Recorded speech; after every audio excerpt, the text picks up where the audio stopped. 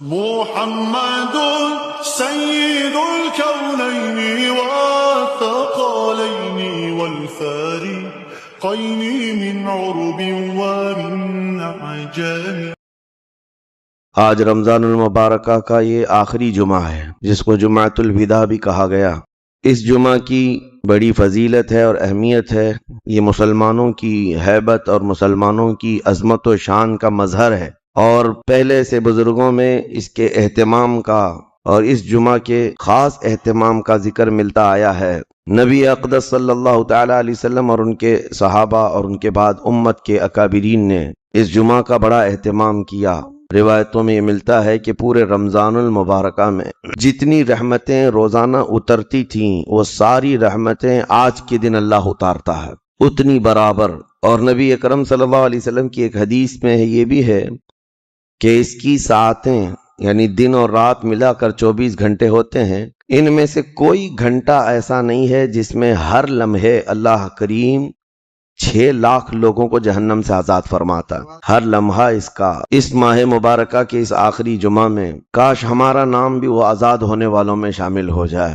عزیزان گرامی اوقات، ایک روایت یہ بھی ہے کہ آج اللہ کے فرشتے زمین پر اترتے ہیں اور مومنین سے مصافحہ کرتے ہیں، اور شام ہونے تک، افطار تک فرشتے ان کی مغفرت کی دعا کرتے رہتے ہیں۔ اللہ کریم، میں جس مومن سے ملاقات کیا اس کی تو مغفرت فرما دے، تو اللہ تبارک و تعالیٰ فرشتوں کی سفارش پر ان کی مغفرت کا عام اعلان بھی فرماتا ہے۔ یہ آج کے دنوں کی بڑی خصوصیت ہے، اس لیے اس کا اہتمام بھی کرتے ہیں۔ بخار بھی آئے، میرے آقا فرماتے ہیں اگر بخار بھی آیا ہے تو 2 باتوں میں سے ایک بات ہوگی اس کے ساتھ، یا تو رب تبارک و تعالیٰ اس کے گناہ معاف کرے گا یا تو اس کے درجے کو بلند کرے گا۔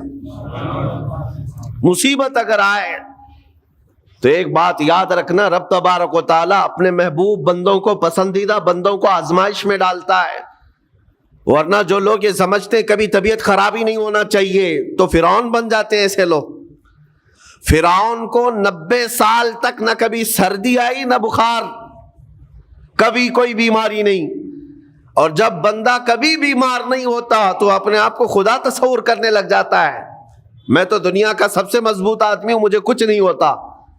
لیکن مصیبتیں دے کر کے رب تبارک و تعالیٰ تمہیں تمہاری حقیقت بھی بتاتا ہے، اور انسان کو انسان کی لمٹ میں رہنا سکھایا جاتا ہے۔ تمہاری حیثیت صرف اتنی ہے کہ اگر نس رک گئی، دل کی دھڑکنیں ایک آن کے لیے اگر رک گئی تو سب ختم ہے۔ اس لیے تمہیں رب تبارک و تعالیٰ کے حضور جانا ہی ہے تو صبر بھی سیکھو اور شکر بھی سیکھو۔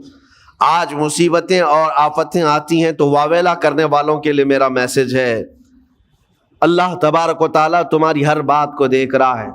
تمہارے چیخنے سے، چلانے سے، تمہاری شکایت کرنے سے گئے ہوئے آدمی کی جان واپس تو نہیں آنی ہے۔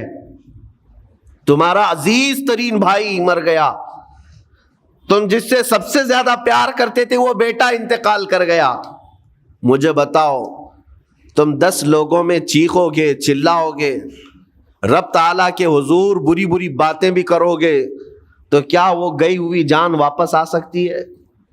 میرے عزیزو، یہ وہ حکومت نہیں ہے کہ تمہارا احتجاج کرنے پر قانون واپس لے لیا جائے۔ تمہارے سب مل کر کے پروٹیسٹ کرنے سے حکومتیں اپنے فیصلے واپس لے سکتی ہیں، لیکن وہ رب ذوالجلال شہنشاہ اعظم کا قانون ہے۔ وہاں نبیوں کی بھی جو روح لی گئی، وہاں پر اللہ تبارک و تعالیٰ نے اپنے محبوب نبیوں کی بھی روح کو قبض کرنے کا حکم دیا، تو کیا سب کے غم منانے سے وہ روحیں واپس کرنے کا فیصلہ کیا گیا ہے؟ نہیں میرے عزیزو، اس عالم میں، اس کائنات میں پھر کوئی ہمارے رونے چیخنے چلانے سے واپس نہیں آتا۔ ہاں، غم کرنا اپنی جگہ پر ہے، لیکن غم کا شرعی طریقہ کیا ہے؟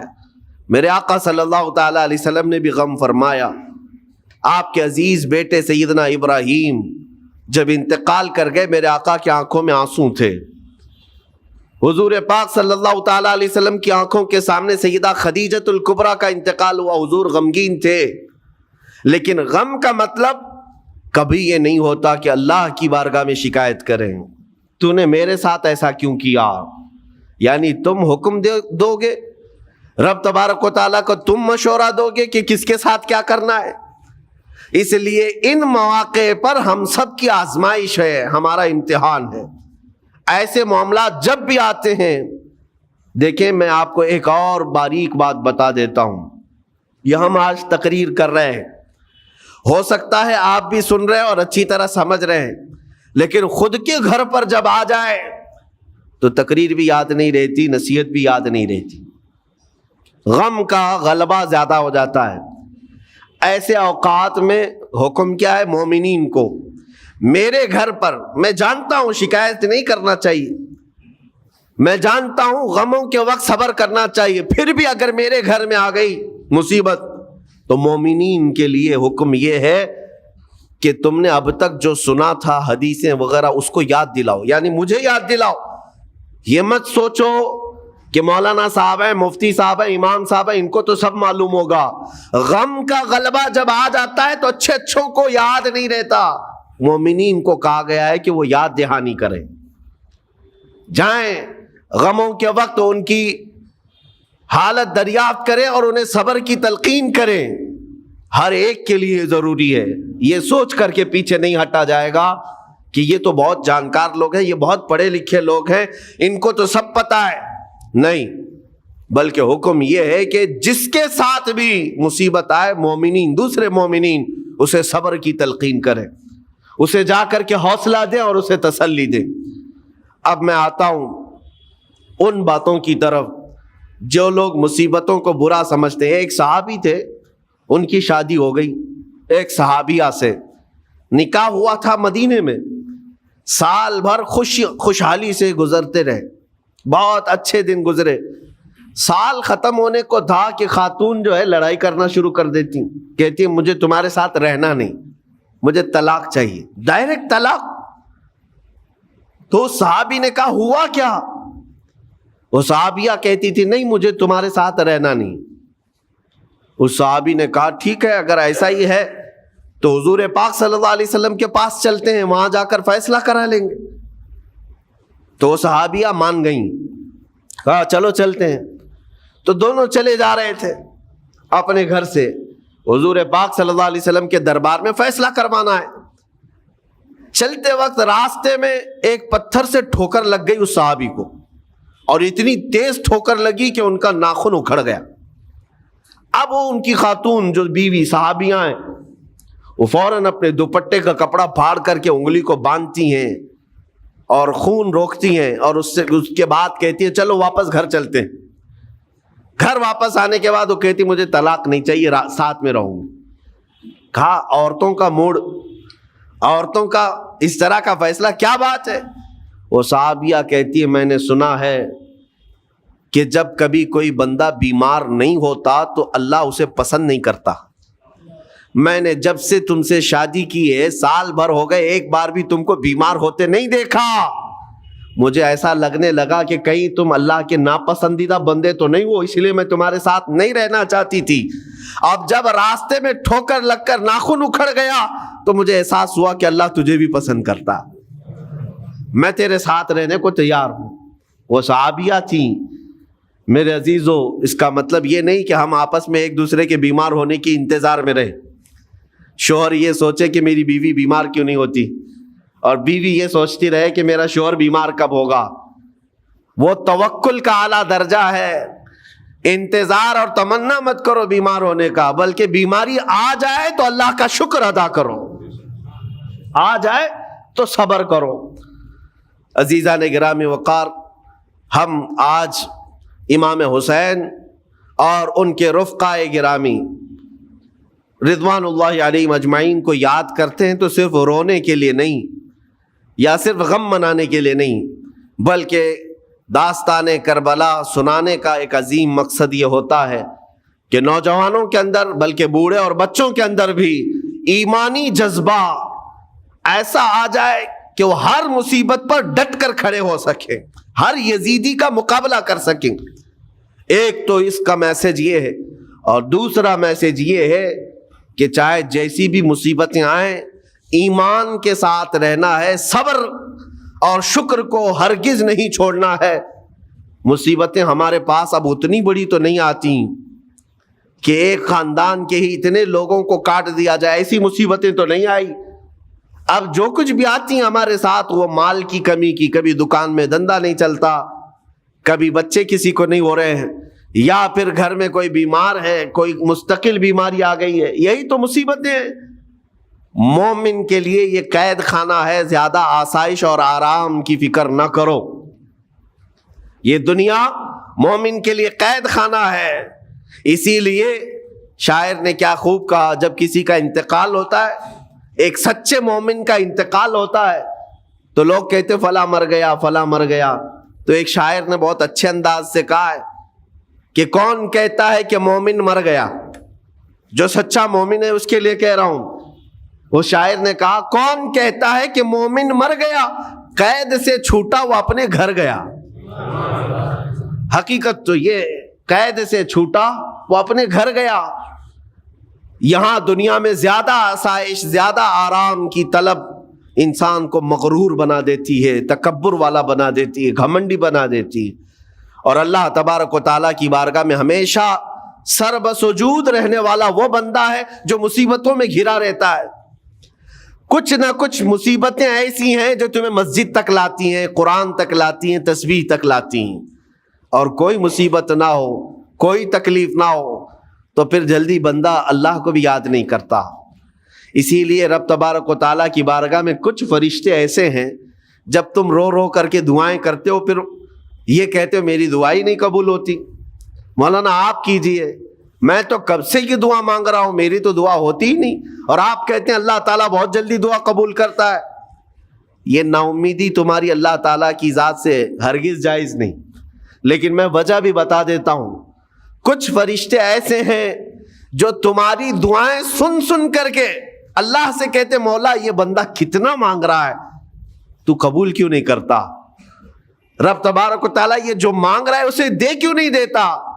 رب تعالیٰ فرماتا ہے فرشتوں میں بھی سن رہا ہوں اس کے مانگنے کو، اس کی دعاؤں کو، اگر میں ابھی اس کو دے دوں تو وہ مانگنا بند کر دے گا، اور اس کا مانگنا مجھے اچھا لگتا ہے، جب تک وہ مانگتا رہے گا میں اسے پسند کرتا رہوں گا۔ ایک وجہ یہ بھی ہوتی ہے تم مایوس ہو کر کے چھوڑ دیتے ہو کہ اب کیا دعا کرنا، اتنے دنوں سے کر ہی رہا تھا، کچھ نہیں ہوتا۔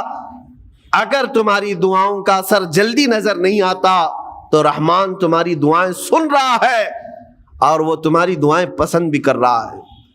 میرے عزیزو، یہ تمام حالات میں آپ اللہ تبارک و تعالیٰ کی بارگاہ میں کثرت سے دعائی کریں اور مانگائی کریں جب مصیبتیں آئیں۔ آج کے حالات بھی ہماری آزمائش کے حالات ہیں۔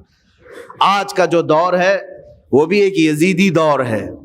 یہاں پر جگہ جگہ جو مسلمانوں کے ساتھ حالات ہیں یہ ہمارے لیے آزمائش کا دور ہے، بہت بڑا امتحان چل رہا ہے۔ ان حالات میں مسلمانوں کو چاہیے وہ اپنے ایمان کے ساتھ ڈٹے رہیں، استقامت۔ مولا حسین کے سبق کو پڑھیں، اس وقت تو ان کی گردنوں پر تلواریں تھیں، ان کے بچوں کے سینے چھدے ہوئے تھے تیروں سے، لیکن وہ ڈٹے ہوئے تھے میرے مصطفیٰ کی شریعت پر۔ آج ابھی تمہارے سینوں پر بندوق کی گولیاں نہیں لگائی گئیں، ابھی تمہارے اوپر اتنی بڑی مصیبتیں نہیں آئیں، لیکن میں پھر بھی دیکھتا ہوں نوجوانوں کو کہ کوئی مصیبت نہ آنے کے باوجود بھی تم اسلام کے ساتھ کھلواڑ کر رہے ہو۔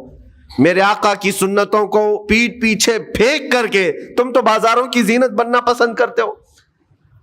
اکثر لوگوں کو ہم نے دیکھا آج مجرے کرنے والوں کی کثرت یہ ہمارے نوجوان بچوں کی ہے۔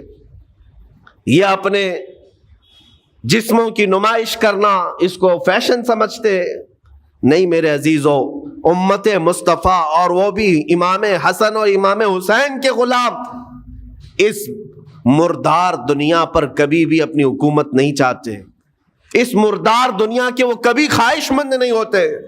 لیکن جن نوجوانوں کو آج ہم ان خواہشات کی پیروی کرتے ہوئے دیکھ رہے، افسوس ہوتا ہے، افسوس ہوتا ہے۔ آج کے حالات میں تم بھی سنبھل جاؤ، کیونکہ ایک بہت بڑی جنریشن تمہارے پیچھے ہے اور وہ تمہیں دیکھ کر کے نقل کرے گی۔ اگر آج تمہارا راستہ بگڑ گیا تو یہ جو چھوٹے بچے ہیں وہ بگڑے ہوئے راستے کو ہی اسلام سمجھنے لگ جائیں گے، وہ اسی بگڑے ہوئے راستے کو ہی صحیح راستہ سمجھ بیٹھیں گے۔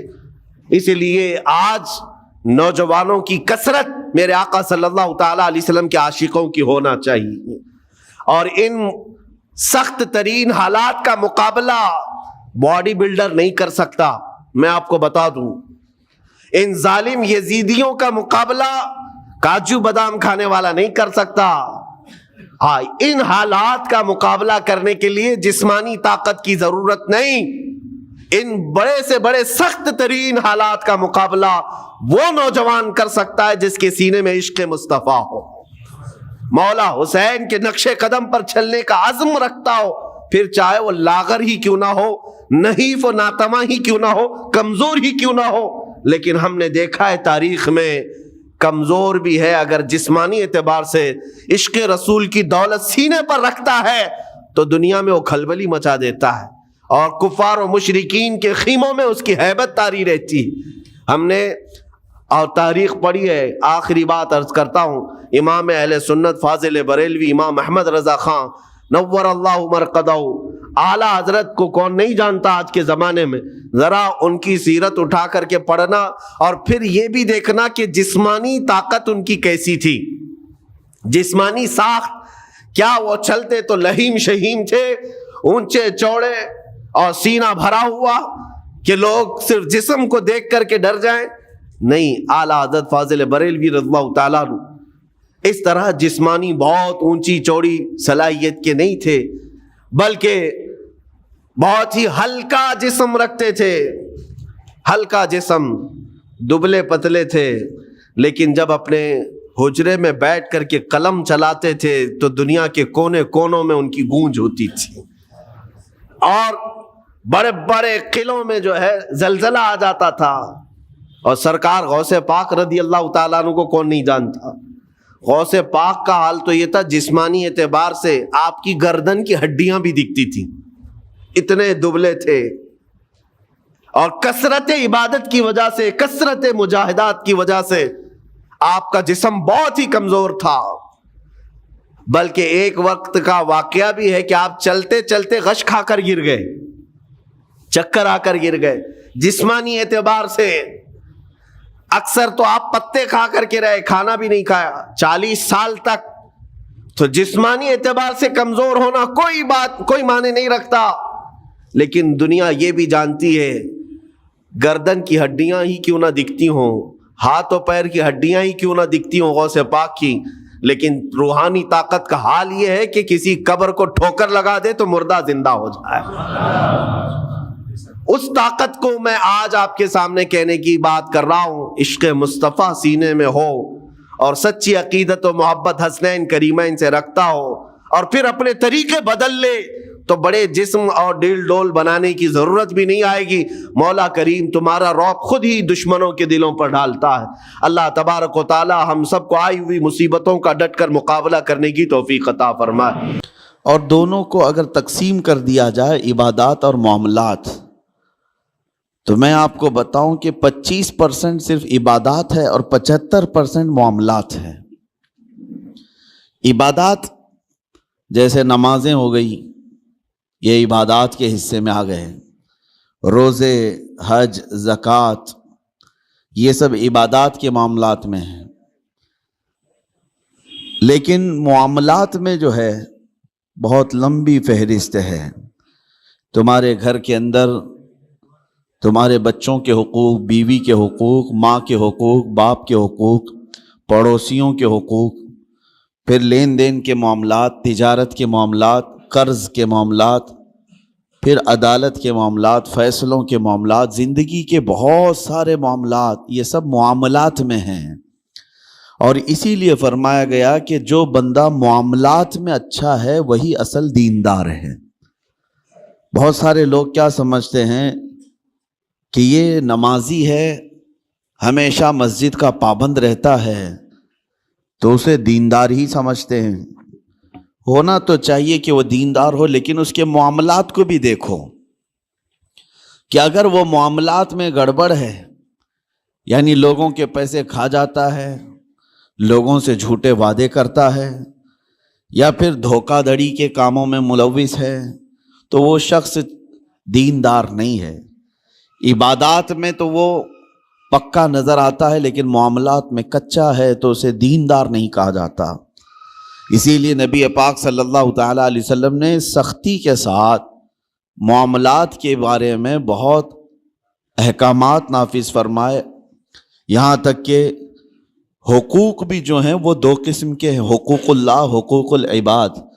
کچھ گناہ ایسے ہیں جس کا تعلق آپ نے ایسے گناہ کیے جس کا تعلق اللہ سے، اللہ کی نافرمانی سے، شراب پیا، نمازیں چھوڑ دیں یا کوئی اور گناہ کیا، یہ وہ گناہ ہیں جس سے اللہ کی بارگاہ میں آپ کو معافی طلب کرنی ہے، اور اللہ کریم ہے، رؤوف و رحیم ہے، جب وہ چاہے معاف فرمائے۔ لیکن کچھ گناہ ایسے ہیں جن کا تعلق بندوں کے حق سے ہے، کسی کا پیسہ لے لیا اور اس کو دیتا نہیں، کسی کو اذیت دیا، مار پیٹ کیا، گالی گلوچ کیا، یہ سب بندوں کے حقوق ہیں، اور اس کے بارے میں نبی پاک صلی اللہ علیہ وسلم نے ارشاد فرمایا جب تک بندہ معاف نہیں کرے گا اللہ معاف نہیں فرماتا۔ یہ سخت قسم کے احکام ہیں، اسی لیے ہمیں زیادہ طور پر اہتمام معاملات میں کرنا چاہیے۔ آج دنیا بھر میں ہماری ایک امیج بن کر کے آ رہی ہے کہ ہم معاملات میں کچے ہوتے ہیں، مسلمانوں کے ساتھ لوگ لین دین بند کر چکے ہیں، تجارت کرنے میں ہچکچاتے ہیں، ایک دو جگہ نہیں بہت ساری جگہوں پر میں نے یہ بات اپنے کانوں سے سنی، لوگ کتراتے ہیں۔ کیوں؟ بہت سارے لوگ تجارت کرنے پر لگے تو ہیں، ان کی داڑیاں بھی ہیں، ٹوپیاں ہیں، لیکن وہ جھوٹ بولتے ہیں اور سامنے والے کو دھوکہ دیتے ہیں۔ میں سب کی بات نہیں کرتا، لیکن چند لوگوں کے اس طرح کی حرکات سے اسلام اور مسلمانوں پر ایک عظیم دھبہ ہے۔ اور یہ بھی فرمایا گیا کہ جب معاملات میں تم کچے ہوگے تو آزمائش میں مبتلا ہو جاؤ گے، مصیبتوں میں گرفتار ہوگے اور برکت اٹھا لی جائے گی۔ جھوٹ بول کر کے آدمی کتنا کما لے گا لیکن اس میں برکت نہیں ہے۔ نبی پاک صلی اللہ تعالیٰ علیہ وسلم ہمارے لیے سب سے بہترین اسوہ ہیں، بہترین آئیڈیل ہیں۔ معاملات میں اللہ کے حبیب صلی اللہ تعالیٰ علیہ وسلم نے جو کردار اختیار فرمایا ہے وہ رہتی دنیا تک اس کی مثال کوئی نہیں پیش کر سکتا، اور اسی اسوہ پر، انہی کے نقش قدم پر چل کر صحابہ اکرام رضوان اللہ علیہم اجمعین نے دنیا میں اپنے ایک عظیم اخلاق پیش کیے معاملات کے بارے میں، چاہے وہ پڑوسیوں کے معاملات ہوں، چاہے وہ لین دین کے معاملات ہوں، چاہے وہ عدالت کے معاملات ہوں، بندوں کے حقوق کے سلسلے میں صحابہ بہت الرٹ تھے، بہت ہی زیادہ الرٹ تھے۔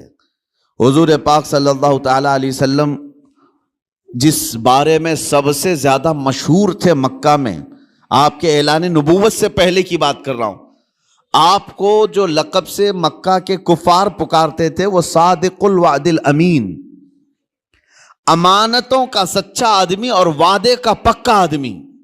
حضور پاک صلی اللہ تعالیٰ علیہ وسلم کو اس لقب سے وہ پکارتے تھے، سچ بولنے والا اور اپنے وعدے کا پکا آدمی۔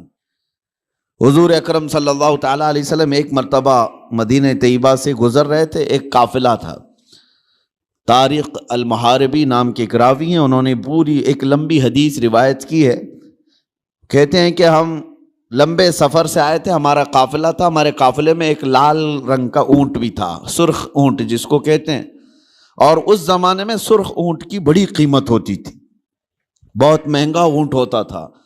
حضور پاک صلی اللہ تعالیٰ علیہ وسلم کا گزر وہاں سے ہو رہا تھا، آپ رک گئے، ان لوگوں سے خیر خیریت پوچھی، کہاں سے قافلہ آ رہا ہے، کہاں جا رہا ہے، اور پھر اس کے بعد اس اونٹ کو نبی پاک صلی اللہ علیہ وسلم نے دیکھا اور پسند فرمایا، اور ان سے کہا کیا تم یہ اونٹ مجھے بیچو گے؟ اس قافلے والوں نے کہا ہم بیچیں گے۔ قیمت کتنی ہے؟ ان لوگوں نے بتایا اتنی کھجوریں، یعنی ہم باغیچے کی اتنی کھجوریں لیں گے۔ انہوں نے ایک قیمت بتائی، حضور پاک صلی اللہ تعالیٰ علیہ وسلم اس پر راضی ہوئے، کہا کہ ٹھیک ہے اتنی کھجوروں پر میں راضی ہوں، اونٹ میرے ہاتھ دے دو۔ ان لوگوں کا جو قافلے کا امیر تھا اس نے اونٹ اٹھایا اور حضور کے ہاتھ دے دیا۔ اس وقت رسول پاک صلی اللہ علیہ وسلم کے پاس نہ کھجوریں تھیں نہ کوئی سامان تھا، لیکن حضور اونٹ کی رسی اپنے ہاتھ میں لیے اور مدینے کی طرف چل پڑے، قیمت تو ادا نہیں ہے۔ ان لوگوں میں سے کسی نے پوچھا بھی نہیں، حضور صلی اللہ تعالیٰ علیہ وسلم اونٹ کی رسی پکڑ کر مدینے کی طرف چل پڑے، جبکہ یہ سرخ اونٹ بڑا قیمتی ہوتا تھا، انہیں احساس بھی نہیں تھا، اندازہ بھی نہیں تھا قیمت لینے کا۔ جب حضور آنکھوں سے اوجھل ہو گئے تو قافلے میں بات چیت شروع ہو گئی، کیا قیمت مل گئی؟ تو انہوں نے کہا نہیں، قیمت تو انہوں نے دیا نہیں ہے، طے تو ہوئی ہے اتنے کھجوروں کی قیمت ہے اس اونٹ کے بدلے، لیکن انہوں نے دیا تو نہیں۔ سب ایک دوسرے کو کوسنے لگ گئے کہ ایک انجان آدمی کے ہاتھ میں اونٹ کیسے دے دیا، ہم انہیں جانتے نہیں، پہچانتے نہیں، ان کے ہاتھ میں ایک سرخ اونٹ کیسے دے دیا؟ وہ تو آنکھوں سے اوجھل ہو گئے، اب انہیں ڈھونڈے گا کون؟ یہ باتیں بڑھتی گئی، امیر قافلہ کو کوستے رہے کہ تو نے ایک بڑا نقصان کیا ہے۔ قافلے میں ایک خاتون تھی، ایک عورت تھی، اس عورت نے ہنگامے کو ٹھنڈا کیا اور کہا قریب آ کر، لوگوں جھگڑو مت، اس لیے کہ میں نے اس چہرے کو دیکھا، وہ جھوٹا چہرہ نہیں ہو سکتا، ان کی باتوں کو میں نے سنا ہے، وہ شہد سے زیادہ میٹھی ہیں، ان کے بیٹھنے اور اٹھنے کے انداز کو میں نے دیکھا ہے، وہ دنیا کا کوئی عظیم آدمی ہے، انتظار کیوں نہیں کرتے؟ یہاں تک کہ شام ہو گئی اور رات ہو گئی۔ رات کو قافلہ جہاں پڑاؤ کیا تھا سب اپنے اپنے خیموں میں موجود تھے۔ نبی پاک صلی اللہ تعالیٰ علیہ وسلم کے ایک صحابی یا دو صحابہ اپنے ہاتھوں میں کھانے کی بڑی بڑی طبق لے کر کے آئے اور اس قافلے والوں سے کہا فلاں بن فلاں کہاں ہے؟ لوگ باہر آئے، پوچھا کہ کون ہے؟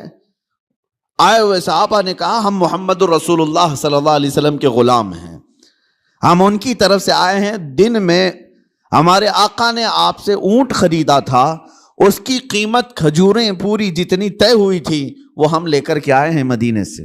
وہ کھجوریں پوری لا کر کے دیا اور کہا رسول پاک صلی اللہ تعالیٰ علیہ وسلم نے ساتھ میں ہمیں تمہارے پورے قافلے کے رات کے کھانے کا بھی انتظام فرمایا۔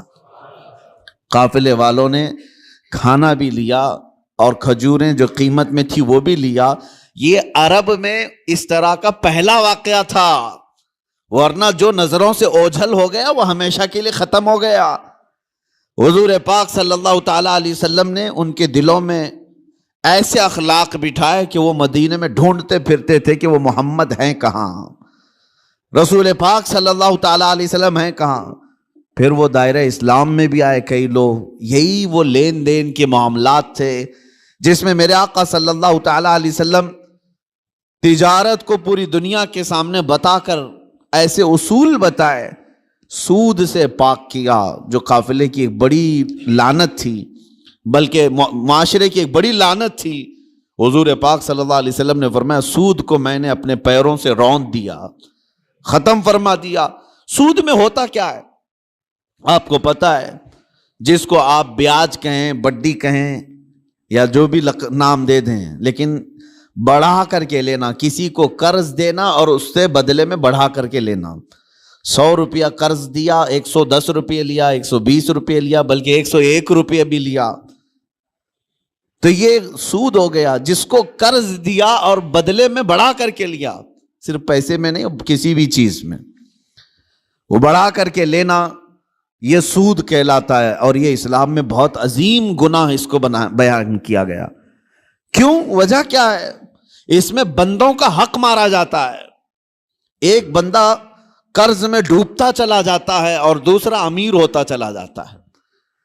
یہ نظام آج دنیا کے یہودیوں نے قائم رکھا ہے، پوری دنیا کو کریڈٹ پر چلاتے ہیں، زبردستی تمہیں کریڈٹ کارڈ پکڑائیں گے، کیوں؟ سود بھرتے رہو، تم اپنے حلال کمائی کی قیمت، اپنے پسینے کی قیمت ان کو سود میں چکاتے رہو، بھرتے رہو۔ لوگوں کو احساس بھی نہیں ہوتا، یہ دنیا اس عظیم لعنت میں تمہیں لے کر کے جا رہی ہے۔ میرے آقا صلی اللہ تعالیٰ علیہ وسلم نے ارشاد فرمایا جس نے سود کا ایک لقمہ کھایا اس کا گناہ اتنا بڑا ہے کہ جیسے کہ اس نے خانہ کعبہ کے سامنے اپنی ماں سے زنا کیا، اتنا بڑا اس کا گناہ ہے۔ بلکہ ایک حدیث میں 73 درجے گناہ کے ہیں، سود کھانے والے کے گناہ 73 درجے کے ہیں، 73۔ اس میں سے پہلا درجہ یہ ہے کہ وہ ماں کے ساتھ بدکاری کیا ہو۔ عزیزان گرامی وقار، اس کو اتنا سخت کیوں بیان کیا گیا؟ بندوں کے حقوق مارے نہ جائیں، بندوں کے حق تلف نہ ہوں۔ امانت کے ساتھ جو معاملات ہوتے تھے، آپ دیکھیں وہی چیز آج ہمارے معاشرے سے ختم ہونے لگ گئی ہے۔ آج تمہیں لون لینے کی ضرورت کیوں پیش آنے لگی؟ آج قرض جہاں پر بھی جائیں گے تمہیں بیاج کے ساتھ لینے کی ضرورت کیوں پیش آ رہی؟ اس کی وجہ یہی ہے کہ آپس میں اعتماد اور بھروسہ ختم ہو گیا۔ قرض حسن کون دینے والا ہے آج ایک مسلمان اٹھے اور دوسرے کے پاس جائے اور کہے کہ مجھے 5 لاکھ کی ضرورت ہے، اللہ ماشاء اللہ کون ہوگا؟ قریب سے قریب ترین دوست بھی منہ پھیر لیتا ہے۔ اس کی وجہ صرف ایک طرفہ نہیں ہے، 2 طرفہ ہے۔ قرض لینے والا اور قرض دینے والا دونوں کے درمیان اعتماد کا رشتہ نہیں ہے۔ کچھ لوگ قرض لیتے ہیں لیکن وہ دینا نہیں چاہتے، یہ بھی بندوں کے حقوق کی پامالی ہے۔ ان کو کیوں دیا جائے قرض؟ لوگ ڈرتے اسی لیے کہ 5 لاکھ دوں کہ 1 لاکھ دوں، یہ تو دینے کا نام ہی نہیں لیتا۔ اور کچھ لوگوں کی لت پڑ جاتی عادت، اس سے بھی مانگا اس سے بھی مانگا اور قرض میں ڈوبتے چلے گئے، وہ ایسے بھکاری بن جاتے ہیں کہ ان کے لیے دروازے بند ہو جاتے ہیں۔ حدیث پاک سنو، رسول کریم صلی اللہ علیہ وسلم ارشاد فرماتے ہیں، جس نے قرض لیتے وقت یہ سوچا کہ دیکھا جائے گا ادا کرنے کی اس کی نیت نہیں تھی، حضور صلی اللہ تعالی علیہ وسلم فرماتے ہیں اس پر اللہ تعالیٰ زمین کو اور تنگ کر دیتا ہے، اس کے لیے دروازے تنگ ہو جاتے ہیں۔ اور فرماتے ہیں کہ جس نے قرض لیا اور دینے کی نیت تھی اور یہ سوچا کہ میری ناک زمین پر رگڑ جائے لیکن میں اس کا حق دوں گا، حضور فرماتے ہیں اللہ اس کے لیے روز دروازہ کھولتا ہے، اس کے لیے اسباب پیدا کرتا ہے۔ یہاں لینے والے کی دل میں خیال ہی نہیں رہ گیا کہ سامنے والے سے میں نے رقم لیا ہے، بے چینی شروع ہو جانی چاہیے، ہمیں بے قراری شروع ہو جانی چاہیے۔ کسی کا قرض لیا ہے تو نیند اڑ جائے کہ نہیں میرے بھائی کا قرض ہے مجھے واپس دینا ہے۔ لیکن یہاں معاملات ایسے نہیں رہ گئے، جس کی وجہ سے آج دنیا نے تمہیں سود کا عادی بنا دیا۔ اب کون دیتا ہے قرض حسن؟ قرض حسن کا مطلب کیا ہے؟ 1 لاکھ روپے میں آپ کو دیا اور بدلے میں آپ نے بھی 1 ہی لاکھ روپے لوٹایا، یہ قرض حسن اچھا قرض ہے۔ پہلے یہ ہوا کرتا تھا آپس میں مومنوں کے درمیان قرض، لیکن جب لوگوں کے معاملات خراب ہو گئے تو کون دینا چاہتا ہے اور لینے والا بھی آج کل لوٹانا نہیں چاہتا، تو یہ معاملات ختم ہونے لگ گئے۔ اور اس کی وجہ کیا بنی؟ جب اعتماد کا رشتہ ٹوٹ گیا تو تم سود کے کاروبار میں پڑ گئے۔ اب تمہارے پاس کوئی راستہ نہیں رہ گیا، جاؤ بینکوں سے لون لو یا غیر مسلموں سے بھاری سود میں قرض اٹھاؤ اور اپنے کام کرتے رہو۔ یہ سب کی نوبت صرف اسی وجہ سے آئی کہ آپس کے رشتے خراب ہیں، یہ معاملات خراب ہیں، ایک دوسرے کے ساتھ محبت کا رشتہ نہیں ہے۔ عزیزان گرامی وقار، یہ کام صرف ہم نے اپنے ہاتھوں تباہ کیا ہے، اپنے ہاتھوں برباد کیا ہے۔ آپ کو اندازہ ہو، ایک صحابی حضور صلی اللہ تعالیٰ علیہ وسلم کے پیچھے نماز پڑھتے تھے اور صبح فجر کی نماز میں بہت جلدی بھاگ کر چلے جاتے تھے، سلام پھیرتے ہی نکل جاتے۔ ایک دن ان کو صحابہ اکرام نے روک لیا کہ آپ حضور کے پیچھے نماز پڑھتے ہیں اور رکتے نہیں ہیں۔ اللہ کے رسول صلی اللہ تعالیٰ علیہ وسلم سے ان کی شکایت بھی کی۔ حضور صلی اللہ علیہ وسلم نے ان سے پوچھا کیا بات ہے، فجر کی نماز میں اتنی جلدی بھاگ جاتے ہو؟ اس صحابی نے جواب میں کیا عرض کیا، کہا یا رسول اللہ صلی اللہ علیہ وسلم، میرا گھر اور ایک یہودی کا گھر دونوں متصل ہے، لگے ہوئے ہیں، اور اس یہودی کے گھر کے آنگن میں ایک کھجور کا درخت ہے جس کی شاخیں میرے گھر کے آنگن میں بھی آتی ہیں، اور صبح صبح پکی کھجوریں میرے آنگن میں گر جاتی ہیں۔ میں اس لیے بھاگ کر جاتا ہوں کہیں میرے بچے جلدی اٹھ کر کے وہ کوئی کھجور کھا نہ لیں۔ میں وہ کھجوریں جمع کرتا ہوں اور اپنے پڑوسی کو اس کی امانت لوٹا دیتا ہوں۔ روز میرا یہ کام ہے، مجھے ڈر لگا رہتا ہے کہ کہیں میرے بچے وہ ناجائز کھجوریں نہ کھا لیں، پڑوسی کی کھجوریں جو ہمارے آنگن میں گری ہیں۔ یہ صحابہ کے اخلاق تھے۔ وہ یہودی تھا پڑوسی، اس کی ایک کھجور کھانا بھی انہیں گوارا نہیں تھا۔ کیا ہم نے بچوں کی یہ تربیت کی ہے؟ دوسرے کا مال نہیں اٹھانا چاہیے۔ یہاں تو بازار میں جا کر بھاؤ پوچھتے ہوئے نہ جانے کتنے انگور کھا جاتے ہیں لوگ، پھل پوچھتے پوچھتے کتنے تو چیک کرنے میں کھا جاتے ہیں، جبکہ یہ بھی جائز نہیں، بغیر اس کی اجازت کے، بغیر اس کی اجازت کے تمہارے لیے جائز نہیں ہے۔ اس صحابی کی یہ بات سن کر نبی پاک صلی اللہ تعالیٰ علیہ وسلم نے ارشاد فرمایا کوئی ہے ہم میں سے، میرے صحابہ میں سے، جو اس یہودی کا درخت خرید کر کے میرے اس صحابی کو دے دے تاکہ یہ سکون سے نماز پڑھ سکے۔ سوچو میرے عزیز ہو، اس وقت رسول پاک صلی اللہ تعالیٰ علیہ وسلم نے جب یہ ارشاد فرمایا تو صحابہ نے کہا کہ یا رسول اللہ ہم اس یہودی کو بلاتے ہیں، کیا وہ بیچنے کو راضی ہے؟ اس پڑوسی کو بلائے جس کی کھجوریں یہ روز امانت کے ساتھ جمع کر کے اس کو دیتے تھے۔ وہ آیا، حضور صلی اللہ علیہ وسلم نے پہلے اس سے کہا کہ تو یہ اپنا درخت میرے اس صحابی کو دے دے۔ کہا کہ ایسے تو نہیں دے سکتا۔ کہا بدلے میں تو جنت کی کھجوروں کے درخت لے لے۔ اس نے کہا مجھے اس چیز پر یقین نہیں ہے، اگر بیچنا ہے تو میں قیمت میں بیچوں گا۔ جب حضور نے یہ جنت کی بات کی تو صحابہ جو بیٹھے تھے اس میں سے ایک صحابی حضرت ابو الدحداء وہ کھڑے ہوئے، کہا یا رسول اللہ صلی اللہ علیہ وسلم اس ایک درخت کے بارے میں آپ نے فرمایا ہے کہ جنت کے درخت ملیں گے، کیا یہ میں اگر خرید لوں تو مجھے بھی ملیں گے؟ میں اگر خرید کر کے اس صحابی کو دے دوں؟ حضور صلی اللہ تعالیٰ علیہ وسلم نے ابو الدحداء سے کہا اگر تم خرید کر کے دیتے ہو تو اللہ تجھے بھی بہترین باغیچہ عطا کرے گا۔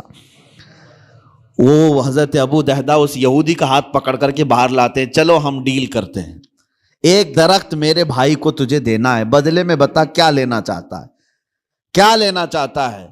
وہ مانتا نہیں تھا۔ حضرت ابو الدحداء کون صحابی ہیں میں آپ کو بتا دوں، اوالی مدینہ، مدینہ کا ایک علاقہ جہاں آج بھی اوالی اس کو کہتے ہیں، مسجد قباء کے قریب، وہاں کی کھجوریں دنیا کی سب سے بہترین کھجوریں مانی جاتی ہیں۔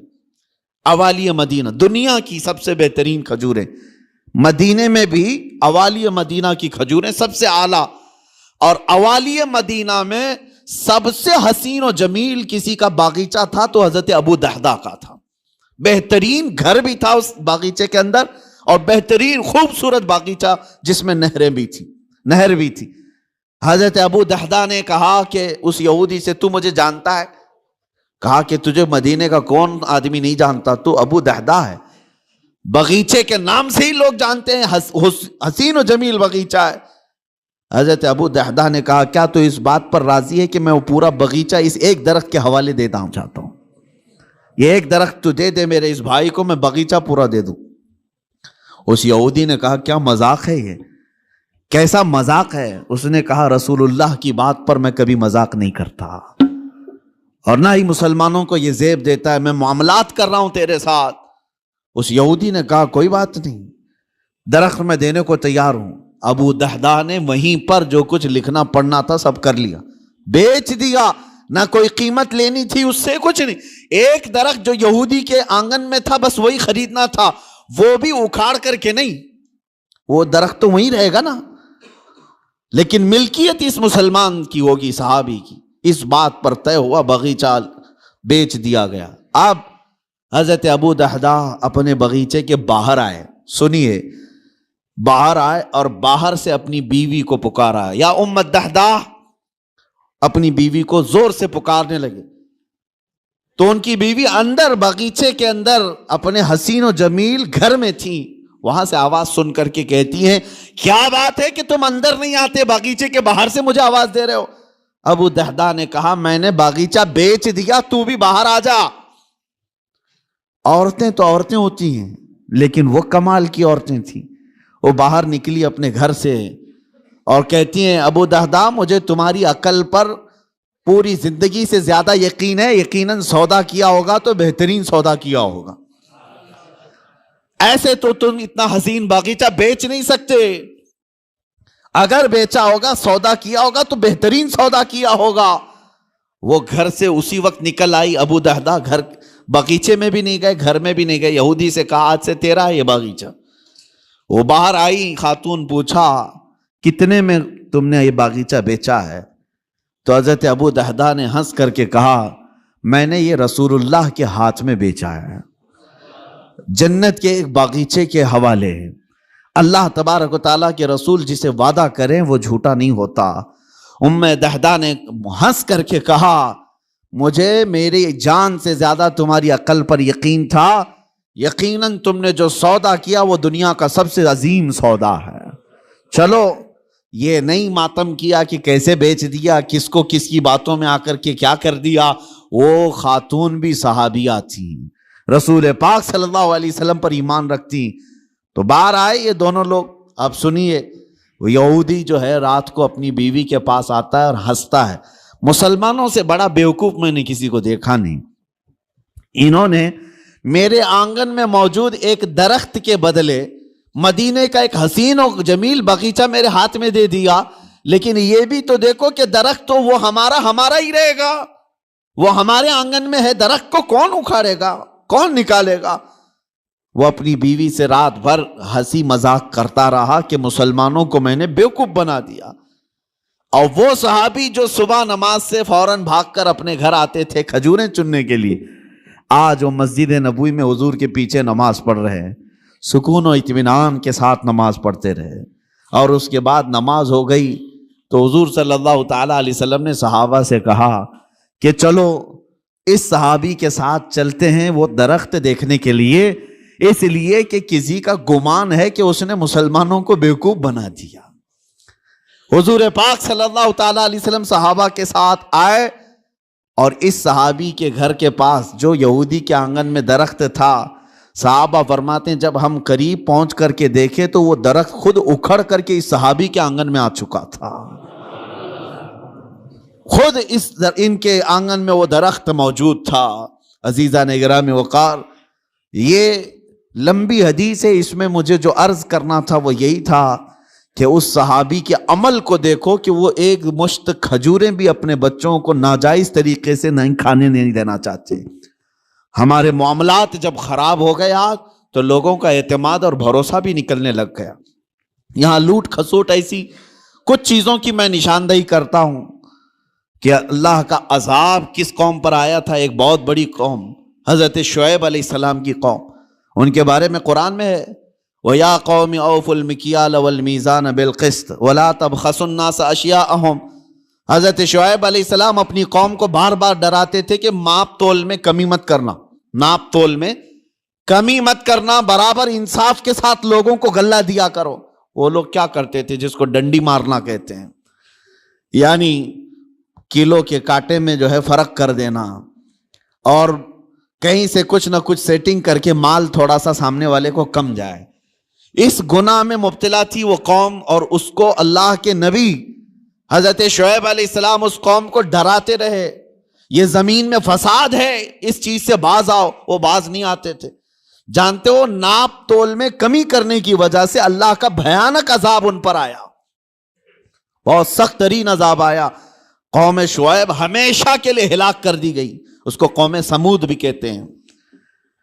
حضرت شعیب علیہ السلام کی قوم پوری ہلاک و برباد ہو گئی, ناپ تول میں کمی کرتی تھی. آج ہو سکتا ہے کہ ترقی یافتہ دور میں ناپنے کی چیزیں بدل گئی ہوں, لیکن اگر اس میں بھی کوئی خیانت کرتا ہے ذرا برابر بھی, وہ اللہ کے عذاب میں گرفتار ہوگا.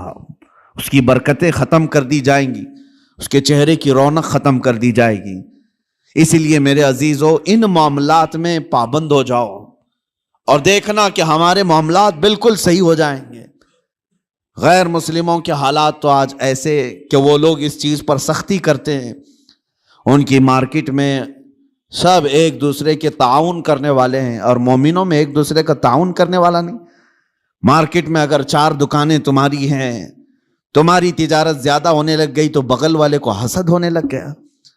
سوچتے کہ میرا بھائی تو ہے, نہیں, حسد ہونے لگ گیا. اور تیسرا اس سے زیادہ جلنے لگ گیا. آپس میں اس بات کو لے کر کے سب جلن کے شکار ہیں. اور پھر اس کے بعد ہوتا یہ ہے کہ ذرا برابر کچھ کمی ہوئی تو دوڑے دوڑے بابا کے پاس جاتے ہیں, پڑوسی نے کچھ کرایا ہے, میری دکان میں کچھ ہوتا نہیں. تم آپس میں ایک دوسرے کو کیا کرایا اسی میں لگے رہے ہو. بلکہ ہم کچھ بازاروں میں گئے ہیں, دیکھا ہے, اور کسی کی دکان پر, غیر مسلم کی بات کر رہا ہوں, کوئی سامان نہیں مل رہا ہے تو وہ سامان نہیں مل رہا ہے تو یہ نہیں کہتا کہ چلے جاؤ دوسری جگہ, بلکہ وہ وہیں کھڑا ہو کر کے اپنے کسی بھائی کا ریفرنس دیتا ہے, کہتا ہے فلاں جگہ یہ ملے گا, یہاں جاؤ اور میرا نام لے کر کے کہو. وہ آپس میں تعاون ہے ایک دوسرے کا.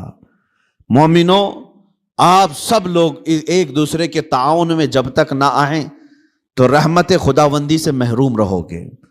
اللہ تبارک و تعالیٰ کا عذاب آئے گا معاملات میں خراب ہونے سے. اسی لیے سود کو حرام اسی لیے کیا گیا تھا کہ دوسروں کے حق نہ مارے جائے. دوسرا کوئی غریب سے غریب تر ہوتا جائے اور تم امیر سے امیر تر ہوتے جاؤ، یہ جائز نہیں اسلام میں. یہاں تک کہ غلہ جمع کر کے رکھنا اور وقت آنے کا انتظار کرنا یہ بھی حرام ہے.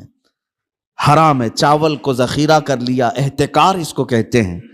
اس کو جمع کر کے رکھ لیا اور سوچتا رہا کہ مارکیٹ میں چاول جب کم ہوگا تو میں اپنا غلہ باہر نکالوں گا اور اس وقت جو 100 روپے کلو کا چاول ہوگا میں 500 روپے کا بیچوں گا. یہ احتکار سخت ترین حرام ہے. کچھ لوگ ذخیرہ اندوزی کرتے ہیں، پیاز کو، آلو کو، چاول کو، گیہوں کو، یہ جو روز مرہ کی ضروریات ہیں اس کو جمع کر کے کئی گوڈاؤن میں سیف کر دیا اور اس کے بعد مارکیٹ پر نظر رکھتے رہتے. مارکیٹ میں جب یہ چیزیں کم ہوں گی ہم اپنا غلہ باہر نکالیں گے. اسلام میں یہ جائز نہیں. بندوں کے حقوق مارنا یہ معاملات کی خرابی ہے. احتکار جائز نہیں ہے. اسی طرح میرے عزیزو چند باتیں جو ہمارے ساتھ ہو رہی ہیں. جھوٹ بولنا. حضور پاک صلی اللہ تعالیٰ علیہ وسلم کے پاس ایک صحابی آئے. انہوں نے کہا یا رسول اللہ صلی اللہ علیہ وسلم میں گھر بنانے کا کام کرتا ہوں جس کو آپ مستری کہتے ہیں، معمار. میرا کیا ہوگا قیامت کے دن؟ حضور صلی اللہ علیہ وسلم نے فرمایا تو ابراہیم علیہ السلام کے ساتھ اٹھایا جائے گا. ایک صحابی آئے، انہوں نے کہا میں کپڑے سلتا ہوں، درزی ہوں، میرا کیا ہوگا؟ نبی پاک صلی اللہ تعالیٰ علیہ وسلم نے فرمایا تو حضرت ادریس علیہ السلام کے ساتھ اٹھایا جائے گا. ایک صحابی آئے، انہوں نے کہا کہ میں لوہے کا کام کرتا ہوں. حضور نے فرمایا تو حضرت داؤد علیہ السلام کے ساتھ اٹھایا جائے گا. جس کا جو پیشہ تھا اور جو نبی کا پیشہ تھا حضور نے ان کے ساتھ اٹھائے جانے کی بشارت دی. ایک صحابی نے کہا کہ یا رسول اللہ صلی اللہ علیہ وسلم میں تجارت کرتا ہوں، میرا کیا ہوگا؟ حضور پاک صلی اللہ تعالیٰ علیہ وسلم فرماتے ہیں اگر تو 2 چیزوں کی پابندی کرتا ہے، جھوٹی قسم نہیں کھاتا اور جھوٹ نہیں بولتا، تو قیامت کے دن میرے ساتھ اٹھایا جائے گا. تجارت میں یہ 2 چیزیں لوگ آج یہی زیادہ کرتے ہیں، جھوٹ بولنا اور جھوٹی قسم کھانا، اور سامنے والے کے کم عقل ہونے کو دیکھ کر کے اس کا استعمال کر لینا. لوگ اس انتظار میں رہتے ہیں کہ ایسا گاہک آئے، ایسا گراہک آئے جس کو معلومات کم ہو تو اسے جلدی ٹوپی پہنا دیا جائے، جس کو خرید و فروخت کا تجربہ نہ ہو اس کو جیسے تیسے بیچ کر کے ختم کر دیا جائے. لوگ تو ایسے گراہک کے انتظار میں رہتے ہیں. امام اعظم ابو حنیفہ رضی اللہ تعالیٰ عنہ، ہمارے امام سراج الامہ، یہ خود تاجر تھے. ایک بار بیٹھے ہوئے تھے اپنی دکان میں، ایک عورت کپڑا لے کر کے آئی.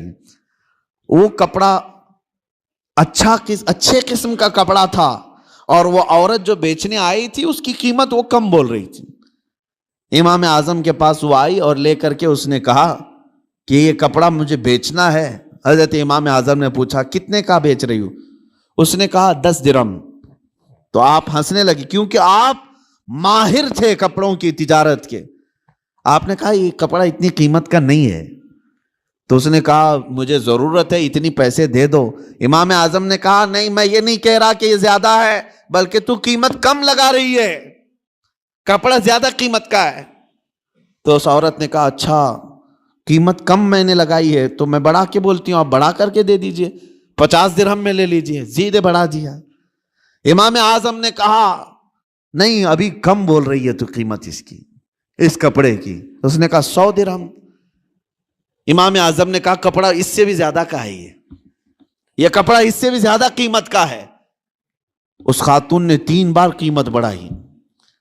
تو امام اعظم ابو حنیفہ نے فرمایا جا تیرے گھر میں کوئی ذمہ دار مرد ہو تو اسے بھی لے کے آ. یہ تجارت کے معاملات، یہ نہیں کہ کوئی بھولا بھالا آیا ہے تو اسے ٹوپی پہنا کے بھیج دیا جائے. 10 درہم میں خرید لیتے، وہ کپڑا تو 400 درہم کا تھا. کہا کہ جا تیرے گھر میں کوئی ذمہ دار مرد ہے تو اسے لے کر کے آ. وہ خاتون گئی، اپنے مرد کو لائی. امام اعظم ابو حنیفہ رحمۃ اللہ تعالی علیہ نے اس کپڑے کو 400 درہم میں خریدا. کہا کہ پھر بھی میں نفع میں ہوں. فرماتے ہیں کہ میں جو بیچوں گا اس پر مجھے نفع آئے گا، لیکن میں یہ نہیں چاہتا تھا کہ سامنے والے کو اس کپڑے کی قیمت کا اندازہ نہیں تو میں اس کو پوری طرح سے ڈبا دوں. یہ رسول پاک صلی اللہ تعالیٰ علیہ وسلم کے اخلاق کے کریمانہ جو امام اعظم ابو حنیفہ نے بھی اپنی زندگی میں دکھایا ہے. اور ایک بات، ایک عورت اور آئی. عورتوں کو کچھ معاملات میں بہت معلوم ہے اور کچھ معاملات میں کچھ نہیں معلوم ہے. وہ کبھی کبھار مارکیٹ میں صرف اسی لیے جاتی ہیں کہ گراتی رہیں یا اٹھاتی رہیں. بہرحال ایک خاتون آئی اور اس نے کہا امام اعظم ابو حنیفہ رحمۃ اللہ تعالی علیہ کے پاس ایک کپڑا تھا ریشم کا، اور اس عورت کے پاس کچھ ہی پیسے تھے. اس عورت نے کہا میں ایک غریب عورت ہوں، مجھے آپ ایک کپڑا ایسا بیچو جس میں آپ نفع مت لینا مجھ سے. وہ کہا جاتا ہے نا مدل مل جائے. یہاں تو سب ہر کوئی یہی دعویٰ کرتا ہے جتنے کا پڑا ہے اتنے کا بیچ رہا ہوں آپ کو، پھر دکان کیوں کھول کے بیٹھا ہے؟ ہر کوئی یہی کہتا ہے کہ مجھے جتنے کا پڑا ہے اتنے میں دے رہا ہوں آپ کو. امام اعظم ابو حنیفہ رحمۃ اللہ تعالی علیہ کے پاس عورت آئی، کہا ایک کپڑا مجھے دیجئے، اس پر آپ نفع مجھ سے مت کمائیے، باقی سب سے نفع تو لیتے ہی ہیں. تو امام اعظم نے کپڑا اٹھایا اور کہا لے لے اس چیز کو. تھان تھی. کہا کتنے؟ کہا 4 درہم. اس عورت نے کہا مجھ بڑھیا کا مذاق مت اڑائیے، وہ کپڑا جو ہے قیمتی تھا. امام اعظم ابو حنیفہ فرمانے 4 درہم. کہا میں سچ بول رہا ہوں 4 درہم میں لے لے. وہ خاتون کہتی ہے ایسا کیسے ہو سکتا ہے اتنے کم قیمت کا؟ امام اعظم ابو حنیفہ رحمۃ اللہ علیہ فرماتے ہیں میں نے اس کے ساتھ ایک اور کپڑا خریدا تھا. یعنی جب میں اس کپڑے کو دکان میں لایا تھا 2 تھان تھے میرے پاس، اور ایک تھان بیچ کر کے میں نے پورا نفع لے لیا. اب یہ کپڑا صرف مجھے 4 درہم کا پڑتا ہے، تھا وہ 100 درہم کا. لیکن امام اعظم ابو حنیفہ فرماتے میں نے دوسرے والے اس کے ساتھ لائے ہوئے کپڑے میں اپنا نفع اور خرید و فروخت جتنے میں ہوئی تھی سب میں نے وصول کر لیا ایک کپڑے میں. اب ایک کپڑا مجھے صرف 4 درہم کا پڑتا ہے، تو چاہے تو لے لے. 4 درہم میں اس عورت کو کپڑا دے دیا. کون کرتا ہے آج کے معاملات؟ کون کرتا ہے؟ یہاں غریبوں کا خون چوس لیا جاتا ہے، ان کے معاملات کو ختم کر دیا جاتا ہے. عزیزان گرامی وقار، جب تک یہ احساس تمہارا بیدار رہے کہ مجھے اگر دھوکہ اگر میں دوں گا تو اللہ شاہد ہے، اللہ دیکھ رہا ہے، ہر چیز وہ تمہاری قیامت کے دن لائے گا. فَمَن يَعْمَلْ مِثْقَالَ ذَرَّةٍ خَيْرًا يَرَهُ وَمَن يَعْمَلْ مِثْقَالَ ذَرَّةٍ شَرًّا يَرَهُ. تم میں جو رائی کے دانے کے برابر نیکی کرے گا اللہ اسے بھی دکھائے گا، اور رائی کے دانے کے برابر جو برائی کرے گا اللہ وہ بھی تمہیں دکھائے گا. اس لیے معاملات میں پکے ہو جاؤ. لوگوں کو ٹھگنا، لوگوں کو بیوقوف بنانا، لوگوں کو کا استحصال کرنا یہ نہیں ہے کہ تجارت تمہارے لیے حلال نہیں. نفع رکھو لیکن جھوٹ مت بولو. مثال کے طور پر ایک گھڑی ہم نے خریدی، میں نے 100 روپے کی خریدی ہے، اب مجھے بیچنا ہے 150 روپے میں یا 200 روپے میں. 150 روپے کی میں قیمت لگایا تھا، 50 روپے فائدہ تھا ہمارا. اور جب آپ خریدنے کے لیے آئے تو ظاہر سی بات ہے نیگوسیشن تو چلتا ہی ہے. آپ آتے ہی اس کی قیمت کم کرانے لگے. تو آپ جب قیمت کم کرانے لگے تو سیدھے آپ نے کہا مجھے 120 میں دو، اور ہم نے کہا اتنے میں تو مجھے پڑی بھی نہیں ہے، جبکہ ہمیں پتا ہے یہ گھڑی 100 روپے کی ہے اور اس نے صرف 30 روپے کم کرایا تھا. ٹھیک ہے مجھے نہیں دینا تھا 30 روپے کم کر کے، نہ دیتا، لیکن یہ تو نہیں کہتا کہ مجھے پڑی ہی نہیں ہے، بلکہ اس سامنے والے کو اتنا کہہ دیتا کہ نہیں اتنے میں مجھے کوئی دینا نہیں ہے، آپ کو اتنے کم قیمت میں آپ کو بیچ نہیں سکتا. یہ چیزیں کہہ سکتے ہو، لیکن یہ کہنا کہ اتنے میں خریدا ہی نہیں، جھوٹ بولا. اور اس جھوٹ بول کر کے اس سامنے والے کو بیچا تو وہ قیمت پوری تمہارے لیے حرام ہی رہی. حرام لقمے اس طرح سے بھی گھر میں آتے ہیں. اگر آپ کو نہیں دینا ہے تو سیدھے صاف یہ کہہ دیتے کہ مجھے اتنے کم میں نہیں بیچنا ہے. سامنے والے کی مرضی ہے، لینا چاہے تو لے، نہ تو جائے. یا اگر آپ تجارت کے اصول جانتے ہیں اس کو جانے نہیں دینا چاہتے تو بیچ کی کوئی ریٹ پر آپ طے کر لیں، لیکن جھوٹ بول کر کے نہیں. تمہاری زبان پر کوئی جھوٹ آنے نہ پائے. اور جب اس طرح کی تجارت کرو گے، ہر حلال کھاؤ گے، تمہاری عبادات میں بھی برکت ہوگی، تمہاری دعائیں بھی اللہ کی بارگاہ میں بار اجابت سے ٹکرائیں گی. ہمارے پاس بہت لمیٹڈ ٹائم ہے، بہت مختصر سا وقت ہے، تو اس دنیا میں جب یہ تیزی سے گزرنے والا وقت ہے تو کر کے کیا جانا چاہیے؟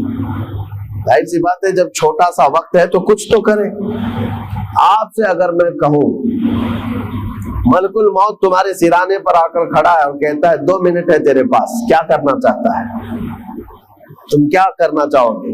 2 رکعت پڑھنا چاہو گے، 1 رکوع قرآن کا پڑھنا چاہو گے، یا تسبیح لے کر سبحان اللہ پڑھ لیں، یا لا الہ الا اللہ پڑھ لیں، یا دعا کر لیں، توبہ کر لیں، استغفار کر لیں، بڑی بڑی چیزیں، یا خیرات کریں، صدقہ کریں، کیا کریں؟ 2 منٹ کا ٹائم ہے۔ بلکہ بزرگوں نے فرمایا اگر کسی کو یہ کہہ بھی دیا جائے کہ تیرے پاس 2 منٹ کا ٹائم ہے تو کیا کرنا چاہے کر لے، بعض بزرگوں نے لکھا ہے کہ وہ انہی معاملات کو سوچتا رہ جائے گا، 2 منٹ گزر بھی جائیں گے، کر بھی نہیں سکے گا، کیا کرے وہ پتہ بھی نہیں چل سکتا۔ لیکن میں آپ کو بتاتا ہوں ابھی تمہارے پاس وقت ہے، صحیح سلامت آپ بیٹھے ہوئے ہیں، آپ کی سانسیں چل رہی ہیں، آپ کے ہاتھ پیر سلامت ہیں۔ اب ہم میں سے کسی کو پتا نہیں اب باقی وقت کتنا ہے، تو کون سی تسبیح پڑھو گے، کون سا ذکر کرو گے، کتنی تلاوت اور کتنی عبادت کرو گے؟ میں آپ کو ایک نسخہ دے جاتا ہوں، وہ سب سے بہترین چیز ہے، سب سے بہترین چیز ہے۔ فرمایا گیا کہ اگر تمہیں کوئی چیز مختصر سے وقت میں کر کے جانا ہے تو وہ رسول پاک کو راضی کر کے جانا۔ ایک بار حضور پاک صلی اللہ تعالیٰ علیہ وسلم سے محبت کے ساتھ یہ عرض کرنا کہ آقا میں تمہارا ہوں، آپ میری طرف نظر کرم فرما دیں۔ اگر وہ رسول راضی ہو گئے تو تمہارے ہر وقت کے لیے وہ اللہ کی بارگاہ میں سفارش کرے گی۔ باقی ہماری تسبیح جاتی ہے کہ نہیں جاتی یہ بھی ہمیں معلوم نہیں، کر تو لیا عبادت لیکن قبول ہوتی ہے نہیں ہوتی یہ بھی نہیں معلوم، لیکن اگر اللہ کا نبی راضی ہو گیا تو ہمارے سفارش کے لیے وہ کافی ہو گیا۔ میں آپ کو بتاؤں ایک نوجوان کی زندگی مدینہ طیبہ میں، یہودی لڑکا تھا، ماں باپ دونوں یہودی ہیں، بیٹا 22 سال کا، ایک بار مسجد نبوی کے پاس سے گزر رہا تھا، رسول پاک صلی اللہ تعالیٰ علیہ وسلم صحابہ کے درمیان بیٹھے تدریس فرما رہے تھے، انہیں تعلیم دے رہے تھے، اور یہ مسجد نبوی کے دروازے کے باہر سے گزرتے گزرتے ایک بار اس کی نظر حضور پر پڑ گئی۔ نبی پاک صلی اللہ تعالیٰ علیہ وسلم کو دیکھتا کھڑا رہ گیا اور حضور پاک صلی اللہ تعالیٰ علیہ وسلم کی شیرنی گھولنے والی وہ میٹھی آواز کانوں پر ٹکرانے لگی تو کھڑا سنتا رہ گیا حضور کی آواز، اور کافی دیر تک جب دل میں مٹھاس پہنچی تو گھر گیا۔ ظاہر سی بات ہے حضور کا وہ حسین چہرہ کوئی ایک بار دیکھتا تو ہی فدا ہو جاتا تھا۔ یہودی اپنے ماں باپ سے کہہ نہیں سکتا تھا، گھر گیا اور اس کے بعد بے چینی بڑھتی رہی۔ دوسرے دن آیا، پھر مسجد نبوی کے دروازے کے باہر کھڑا ہو کر حضور کو سنتا تھا اور دیکھتا تھا۔